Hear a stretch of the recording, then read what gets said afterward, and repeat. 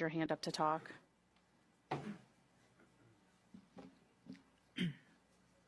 Hello, my name is Will Hollingsworth. I work at Reed Memorial Library, and thank you all for hearing me today.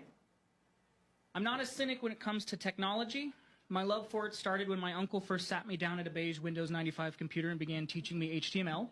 I will never forget the first thing I Googled. It was an image search for pigs flying. I wanted to see if the internet could make the impossible real.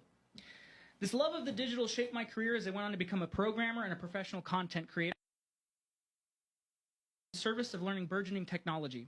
In my last job, I was the digital artist they trusted to do that kind of work. I was the one feeding Midjourney prompts to create the perfect commercial, training the very machine that would eventually replace me, as 3 months later they would lay me off. I didn't just watch it happen, I was holding the tools when the tools were turned on me. I want to stress, I don't stand here as an enemy of progress. The thing is, when I look at the data center proposal, I don't see progress. I see a gamble where the big tech companies get the gold while Portage County foots the bill. Now, I know there are good faith arguments for this project. There are people in our community, informed, honest people, who will tell you that the modern data centers use what's called a closed-loop system. They say the water is filled once and recycled forever. In a laboratory, that might be true, but we aren't living in a laboratory. We're living in Ohio. I can tell you that as the chips get smaller and AI demands get larger, the heat these machines generate is outstripping the closed-loop theory. To keep the servers from melting, a data center has to bleed the lines to remove toxic sludge, aka forever chemicals, and bleeding water needs to be evaporated. It does not stay in the loop. It evaporates into the sky by millions of gallons. The very place that laid me off was an organic mattress company, and while working for them, I actually learned a lot about forever chemicals.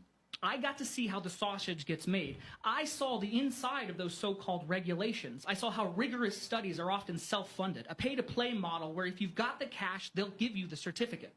If a trillion-dollar company is funding the study that says their forever chemical runoff won't hit our water table, they aren't giving us the science, they're giving us a sales pitch. We're told that we have to accept this because we need big employers. We're told that if we don't say yes, we're driving away the future. But that's a false choice.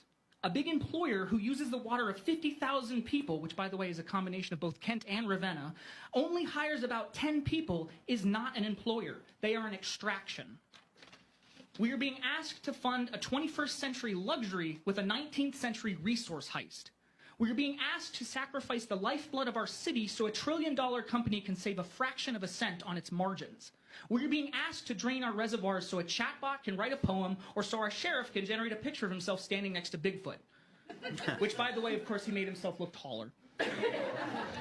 They want us to trust a trillion-dollar industry that tells us with a straight face that they can suck 5 million gallons of water out of our ground a day, use it as a liquid heat sink, and return it to our rivers without a single consequence.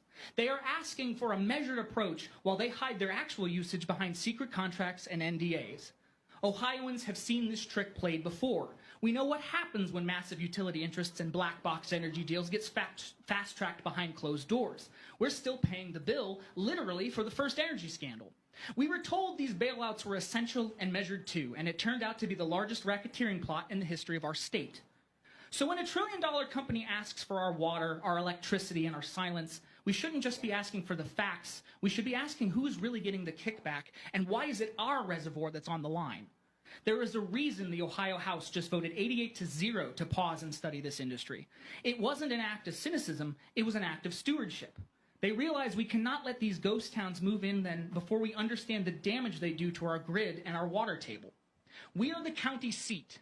We are the stewards of the Great Lakes Basin. Let Ravenna be the city that had the wisdom to say no to the bubble and yes to the basin. I am not a cynic when it comes to technology. I am a believer in community. I believe that a drop of clean water for a Ravenna child is worth more than 1 billion AI-generated images. Let us choose the child. Let us choose the community. Let us choose to keep our water where it belongs. Thank you.